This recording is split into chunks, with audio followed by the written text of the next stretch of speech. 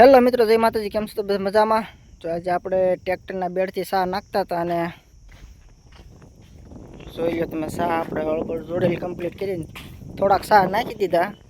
આપણને ખબર હતી ડીઝલ પૂરું થવાનું છે અને સવારે મજૂર છે એટલા માટે સા નાખવા પણ જરૂરી છે. એમાં આપણે 8 સા પાડ્યા, ભેગું ડીઝલ ખૂટી ગયું છે.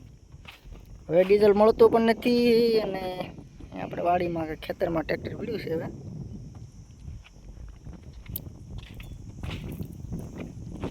આપણે એટલા થોડાક સા નાખ્યા હતા, અંધારું થઈ ગયું છે.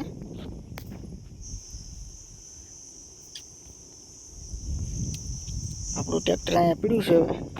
હવે ડીઝલ મળશે તો આ ખેતરમાંથી ટ્રેક્ટર ફરી જેવું મને લાગે છે, કારણ કે આપણે ડંકી ધમીને એક સા નાખી દીધો છે.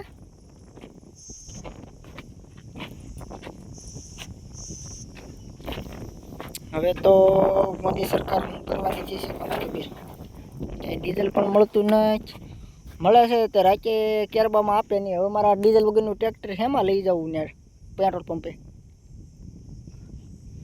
હવે ડબલામાં આપે નહીં તો આપણે ડબલું લીધા સિવાય છૂટકો નથી. ડબલું લઈને જવું પડે. ટ્રેક્ટર ખેતર વિશે પીડ્યું હોય તો શું કરવું? એને કાંઈ દોરીને તો નહીં લઈ જવાય. આવું છે. પેટ્રોલ પંપવાળા ભાઈઓને થોડુંક જણાવવાનું છે કે ડીઝલ કેરબામાં આપે તો થોડીક વધારે મજા આવશે ખેડૂત ભાઈઓને. કારણ કે જો આવી રીતના ટ્રેક્ટર ખેતરમાં પીડ્યું હોય ને ડીઝલ ન મળે કેરબામાં તો શું કરવું?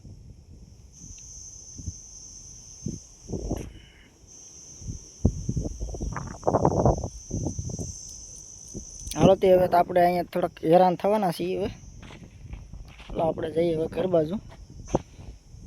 મળતા રહીશું આવતા આવા વિડીયોની અંદર. એટલા માટે ચેનલ સબસ્ક્રાઈબ કરતા રહીજો, સપોર્ટ કરજો. જય માતાજી.